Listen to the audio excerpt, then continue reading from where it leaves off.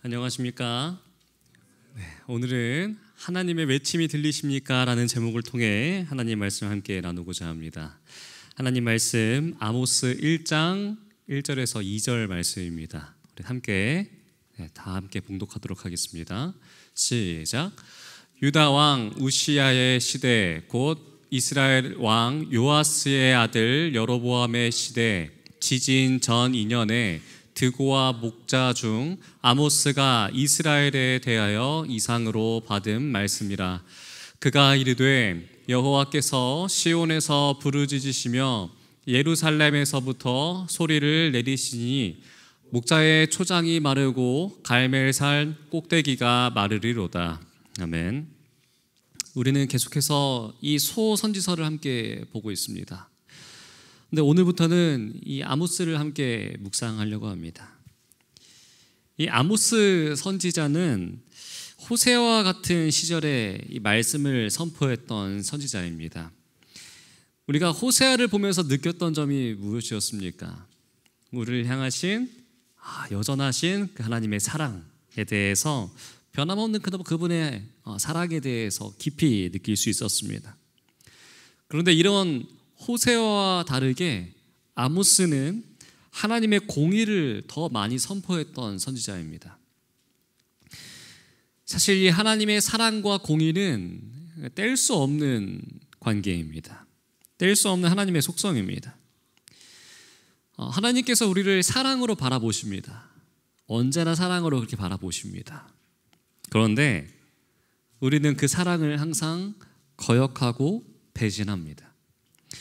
그러면 하나님은 우리의 그 무너진 것들, 하나님의 정의로부터 이탈하는 것들을 이 공의를 통해서 다시 한번 깨닫게 하십니다. 그리고 깨달은 우리가 다시 하나님의 사랑으로 돌아올 수 있도록 도와주십니다. 그런데 우리는 하나님의 사랑으로 돌아갈 수 있는 힘이 있습니까? 없습니까? 절대 없어요. 그때 다시 사랑을 하나님께서는 우리에게 부어주시는 것이죠. 이 사랑과 공의는 우리에게 항상 계속적으로 제공되고 하나님은 우리를 사랑과 이 공의로 붙들어 주시는 우리의 아버지가 되시는 분이십니다. 그래서 우리는 이 사랑과 공의를 한꺼번에 주목해야 합니다. 그래서 우리가 지금 배우고 있는 교과의 내용도 지난 교과의 내용도 이 사랑과 공의의 하나님이었죠. 만약 우리가 이 하나님의 사랑만을 강조한다면 우리의 마음은 한쪽으로 확 치우치게 됩니다. 하나님은 우리를 무한정으로 기다려주시나 보다. 하나님은 우리를 무한정 사랑해 주시고 그 사랑은 끝이 없으니까 우리는 잠깐 실수해도 괜찮고 잘못해도 괜찮고 조금은 내 마음대로 살아도 되지 않을까라는 그러한 우리의 잘못된 생각처럼 우리의 마음은 쉽게 풀어지기도 합니다. 우리가 살펴본 아모스는 우리의 이러한 마음과 반대로 아주 적나라하게 우리의 죄를 지적하고 있습니다. 이 죄를 피해가지 않습니다. 우리가 대충 덮어놓고 싶은 그러한 죄악들의 모습들을요 다 헤집어 놓고 다 보여줍니다. 그러면서 우리의 모습을 똑바로 보게 하는 것이죠. 우리는 이 아모스의 말씀이 때로는 두렵게 다가오기도 합니다. 하지만 우리에게는 가장 필요한 말씀입니다. 그래서 이 아모스의 말씀을 보는 동안에 우리는 나의 덮어놓았던 것들을 다 끄집어내는 귀중한 시간이 되길 간절히 바랍니다. 그래서 내가 정말 열어야 될 부분이 어디인지, 고쳐서 새롭게 해야 되는 부분이 무엇인지 하나님께서 우리에게 보여주시기를 소망합니다. 오늘 우리는 이 아모스 1장 1절에서 2절 말씀을 통해서 이 두 가지의 중요한 메시지를 함께 보도록 하겠습니다. 첫 번째입니다. 하나님의 말씀은 구체적인 현실 속에서 임한다는 사실입니다. 이 아모스 시대가 어떠한 시대였는지, 어떻게 하나님은 그에게 말씀을 주셨는지 오늘 아모스 1장에 등장합니다. 1절부터 같이 보시겠습니다. 유다 왕 우시야의 시대 곧 이스라엘 왕 요아스의 아들 여로보암의 시대 지진 전 2년에 드고와 목자 중 아모스가 이스라엘에 대하여 이상으로 받은 말씀이라. 이 아모스가 시작하는 이 성경을 보면 우리는 유다 왕 우시야의 시대가 나오잖아요. 한국말로는 그런데 원문을 보면은 말씀이라라고 하는 말이 제일 먼저 나옵니다. 이 말씀이라라고 하는 이 단어는요, 이 다바르라고 하는 이 단어인데 말씀, 일, 사건이라는 뜻을 가지고 있습니다.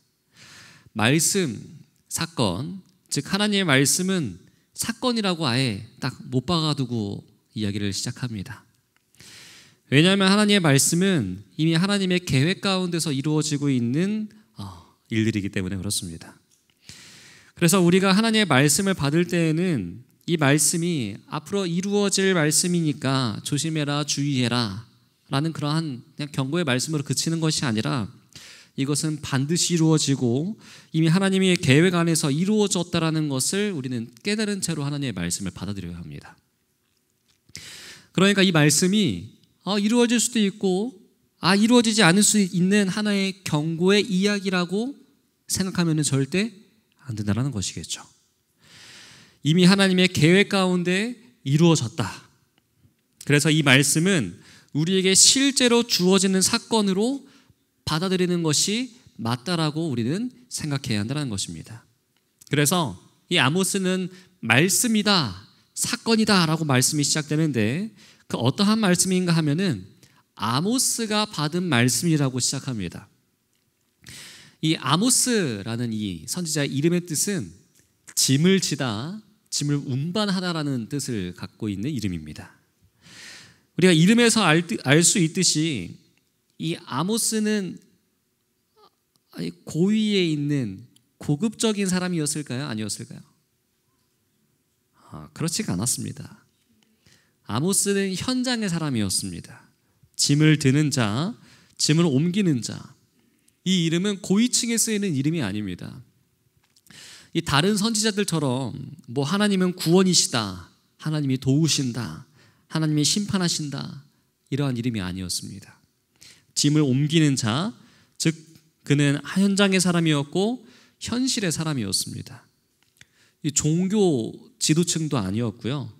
그는 드고아에 사는 목자 중 한 명이었습니다. 우리는 여기에서 하나님의 마음을 알 수 있습니다.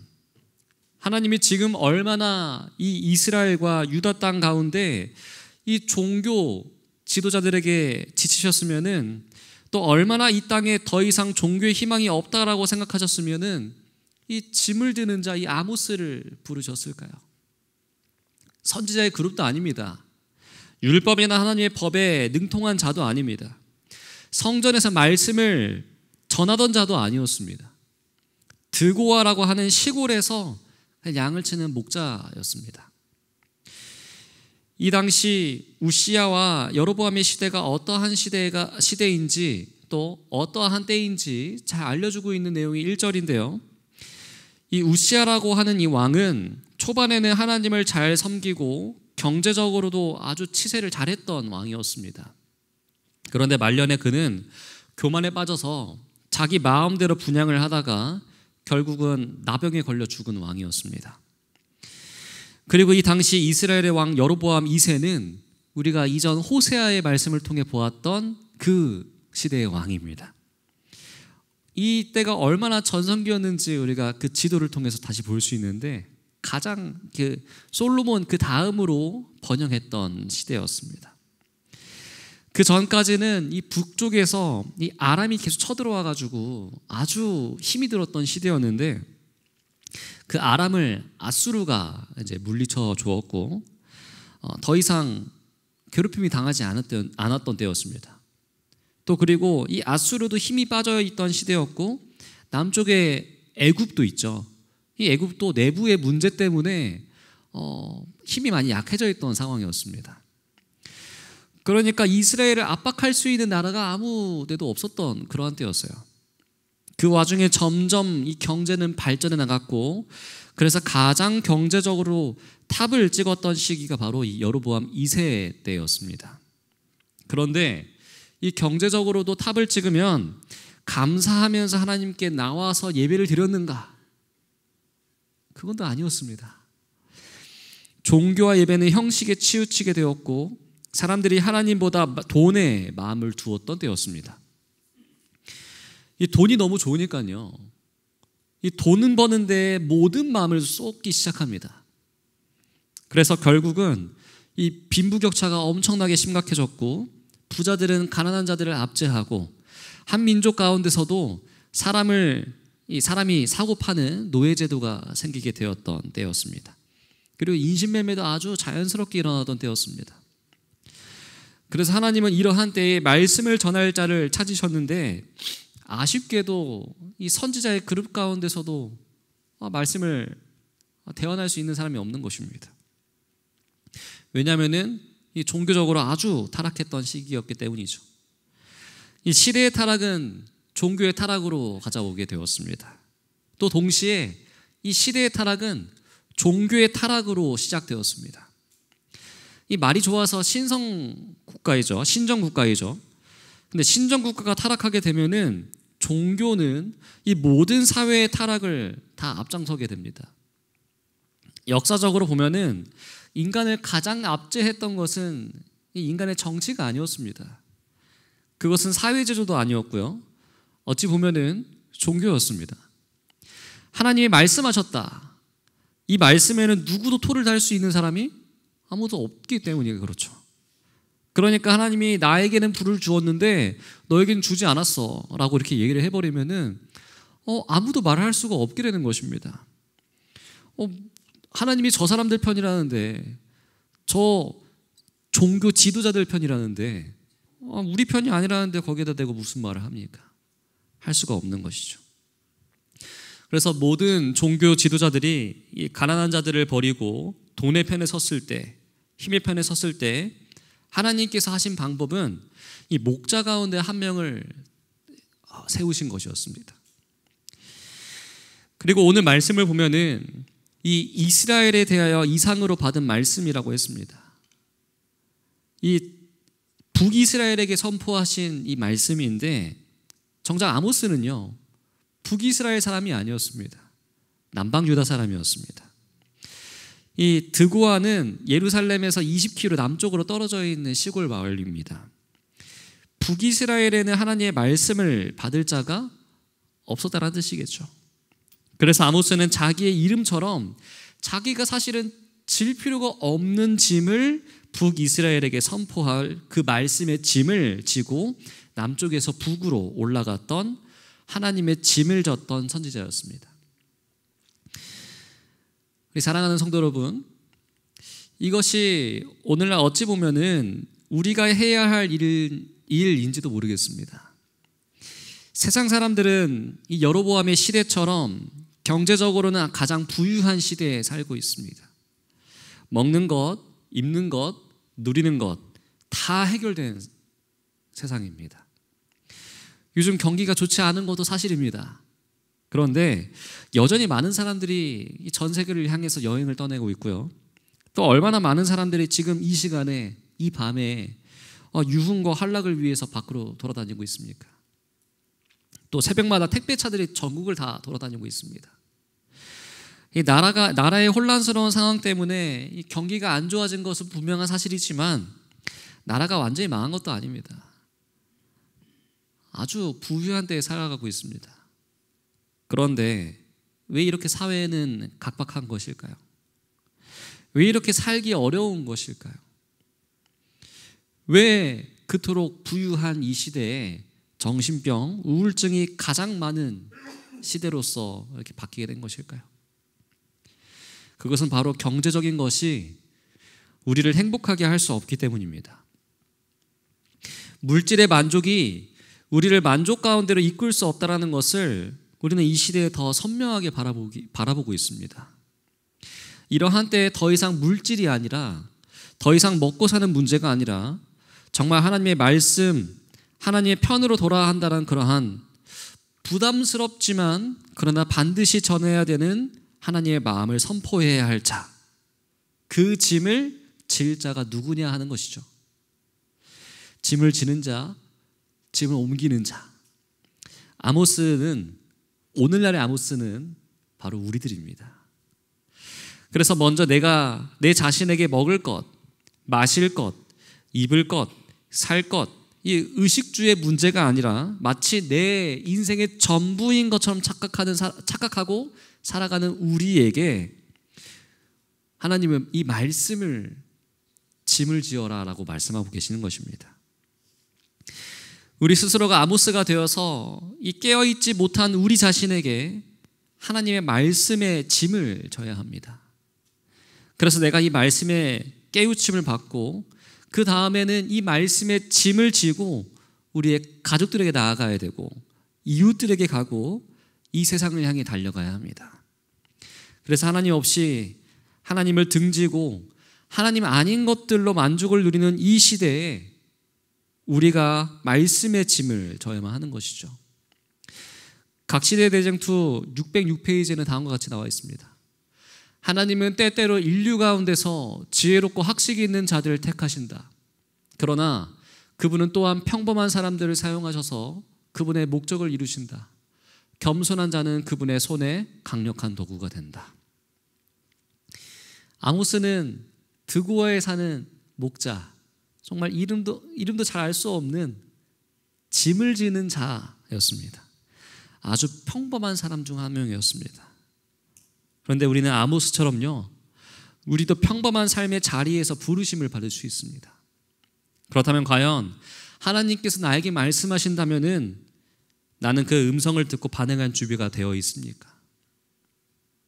하나님께서 주시는 말씀을 붙잡을 수 있도록 준비하는 우리 모두가 되길 간절히 바랍니다. 그런데 이 시대가 언제인지 이 말씀의 무게감을 아모스는 이 1절을 통해서 계속 설명하고 있습니다. 바로 여로보암 시대의 지진 2년 전이라고 합니다. 이 아모스가 말씀을 이렇게 선포할 때가 이 지진이 일어나기 2년 전의 시간이었습니다. 이 팔레스타인은 지진이 참 많은 지역인데요, 그래서 그 지진이 몇 년도 지진인지 어느 지방 지진이라고 이렇게 명칭을 해줘야 합니다. 그런데 이 아모스에는 그러한 얘기가 하나도 없는 것입니다. 그게 무슨 말이냐면은 그 당시에 가장 끔찍했던 지진, 그냥 지진이라고 하면은 바로 그때의 지진이라고 바로 떠올릴 수 있을 만큼 아주 큰 지진이 일어났습니다. 그 지진 2년 전이라는 것이에요. 하나님의 말씀은 하나님이 징벌하시고 심판하시기 전에 주어집니다. 지금 이 무거운 말씀의 짐을 져야 하는 이유는요, 우리가 그 무거운 짐의 말씀을 져야 하는 이유는 곧 2년 후면은 하나님의 어마어마한 징벌이 온 나라를 강타할 것이기 때문에 아모스는 이 말씀의 짐을 진 것입니다. 그렇기 때문에 그 전에 돌아오라고, 그 전에 깨달으라고, 하나님의 편에 서 있으라고 외치고 있는 것입니다. 이 지진이 얼마나 대단한 지진이었냐면은 스가랴 선지자도 이 지진을 언급하고 있습니다. 스가랴 14장 5절입니다. 그 산 골짜기는 아셀까지 이를지라 너희가 그 산 골짜기로 도망하되 유다 왕 우시야 때의 지진을 피하여 도망하던 것 같이 하리라. 나의 하나님 여호와께서 임하실 것이요 모든 거룩한 자들이 주와 함께 하리라. 이 지진이 얼마나 큰 지진이었냐면은 이때를 마지막 날 하나님의 심판 때 마치 그때 도망가던 것처럼 도망가게 될 거야 라고 말씀하는 것이죠. 자, 그런데 그 지진의 때에 하나님께서 말씀하십니다. 나의 하나님 여호와께서 임하실 것이요 모든 거룩한 자들이 주와 함께하리라. 즉 지진의 2년 전이라는 이 말은 이 지진의 때가 오면은 모두가 다 도망쳐야 하는데 그때는 더 이상 너희의 돈과 명예도 너희가 붙잡고 있는 그 어떠한 것도 너희를 지킬 수가 없다. 그 지진의 때에는 하나님의 임하심을 보면서 모든 거룩한 자들은 주와 함께 해야 한다라는 말씀을 하고 계시는 것이에요. 그 날이 지진의 때입니다. 그래서 이 당시에 이 지진의 때라고 하면은 떠올려야 했던 것이 있었어요. 그것은 바로 모든 것을 버려두고 도망쳐야 했던 그때. 그러나 그곳에 하나님의 임재가 있었고 거룩한 자들은 주를 따랐던 그때라고 하는 것을 아모스는 전제로 오늘 1절에서 말씀하고 있는 것입니다. 그래서 바로 이러한 때, 그 날은 하나님의 심판의 날입니다. 심판의 날 2년 전에 지금 이 말씀을 하고 있는 것이에요. 우리는 이 말씀을 통해서 두 번째 교훈을 볼 수 있습니다. 우리를 향하신 하나님의 공의와 경고입니다. 아모스는요, 지금 너무나 급합니다. 이 말씀이 빨리 전해져서 이 사람들 마음에 좀 와닿아야 되는데, 그래야 저들이 깨닫고 살아갈 수 있을 텐데, 그런데 사람들은 그것을 지금 깨닫고 있지 못하는 것이에요. 왜 그랬을까요? 바로 이 말씀입니다. 오늘 아모스 1장은 1장 1절에 이스라엘에 대하여 이상을 받은 말씀이라고 이렇게 되어 있어요. 이상이라고 하는 이 단어는 하자라는 단어입니다. 근데 이상인데 보다, 지각하다, 준비하다, 선지하다, 이 본다라는 뜻을 갖고 있습니다. 하나님의 말씀을 이상으로 본 자와 보지 못한 이 자의 차이가 있다는 것이겠죠. 지금 아모스는 지진 전 2년에 이 말씀을 전하고 있습니다. 즉 2년 후에 임할 하나님의 어마어마한 지진을 바라보고 있는 것인데, 봤기 때문에 이 말씀을 전하지 않을 수가 없는 것이죠. 솔직히 아모스는 이렇게 생각할 수 있어요. 나 북이스라엘도 아니고 나 남방유다 사람인데, 나 남쪽 사람인데, 또 나는 목자인데, 선지자도 아니고 율법의 전문가도 아니고 말씀에 대한 정통한 사람도 아닌데, 내가 왜 이 짐을 져야 될까? 하나님, 제가 왜 이 짐을 져야 합니까? 라고 할 수 있었을 거예요. 그리고 그렇게 하고 싶었을 것입니다. 그런데 왜 아모스가 이 짐에 대해서 불평 없이 한마디 불평 없이 짐을 지고 있는 것일까요? 그 이상을 보았기 때문에 그렇습니다. 하나님의 행하실 일을 하자 이상으로 봤기 때문에 이 말씀을 전하지 않을 수가 없는 것이에요. 우리 사랑하는 성도 여러분, 이게 너무나 중요합니다. 우리가 똑같은 세상을 살면서 똑같이 먹고 마시고 자고 또 깨어나지만 하나님의 사람들은 보는 것이 다릅니다. 무엇을 보는가? 이게 다릅니다. 사람들은 돈 벌 것을 보고, 남을 이용해 먹는 것을 보고, 내가 무엇을 취해서 무엇을 남들에게 빼앗아서 내가 더 높아질까를 바라보는데, 하나님의 사람은 하나님이 이 시대를 바라보시며 얼마나 마음을 아파하실까를 바라봐야 한다는 것이에요. 하나님의 심정을 바라봐야 합니다. 과연 하나님께서 이 시대를 바라보신다면은 하나님은 얼마나 가슴을 치시고 괴로워하실까를 바라봐야 한다는 것이에요. 이 시대의 교회가 교회답지 못한 모습들을 너무 많이 보여주고 있지 않습니까? 주변에 이 목회자와 성도들에게 실망해서 이 교회를 떠난 몇몇의 지인들이 있습니다. 심지어 신학과를 같이 공부하면서 열심히 아주 이 목회 생활도 같이 했던 친구들이었어요. 그런데 사람들을 교회에 대한 실망 때문에 신앙을 떠난 사람들입니다. 이들에게 목사로서 부끄럽고 성도로서 정말 할 말이 없게 되는 것이에요. 그런데 이게 왜 이럴 수 있는 것입니까? 나만 생각하기 때문에 그렇습니다. 자기 신앙만 생각하고 자기 교회만 생각하니까 이 다른 사람들의 신앙은 어떻게 되는지, 다른 교회는 성장하든지 못하든지 상관없이 우리 교회만 잘 되면 된다라고 그러한 생각을 갖고 있는 것이에요. 나만 잘 되면 남들은 아무 상관이 없어라고 하는 것이죠. 무엇을 놓치고 무엇을 바라보는 것입니까? 하나님의 마음을 바라보지 못하는 것입니다. 그래서 하나님의 마음은 어떠한 것이겠습니까? 모든 교회가 살아가는 것입니까? 아니면 내 교회만 잘 되는 것입니까? 다 같이 살아야 되는데 하나님의 나라가 살아가야 되는 것인데, 하나님의 나라는 다 망쳐놓고 우리 교회만 우리 뜻대로 되면 된다라고 말하는, 그게 하나님의 은혜라고 말하는 성도들과 교회들이 있는 것이죠. 무엇을 보지 못한 것입니까? 하나님의 마음을 보지 못한 것입니다. 하나님의 마음을 보지 못할 때 하나님의 말씀은 땅에 떨어지고 이 시대의 공의와 정의는 사라져 버리는 것입니다. 그래서 오늘 이 한 절 속에 들어가 있는 이 아모스 1장 1절입니다. 단 한 절입니다. 이 한 절에 들어가 있는 이 시대의 아픈 현실을 하나님의 마음으로 바라보고 전하지 않을 수 없는 짐을 지게 된 이 아모스의 마음, 그 마음이 1절 속에 잘 담겨 있는 내용인 것입니다. 자, 그런데 그가 이 말씀을 전하지 않을 수 없었던 이유가 바로 2절에서 강력하게 나오고 있습니다. 그가 이르되 여호와께서 시온에서부터 부르짖으시며 예루살렘에서부터 소리를 내시리니 목자의 초장이 마르고 갈멜산 꼭대기가 마르리로다. 여호와께서 부르짖으시며 소리를 내신다.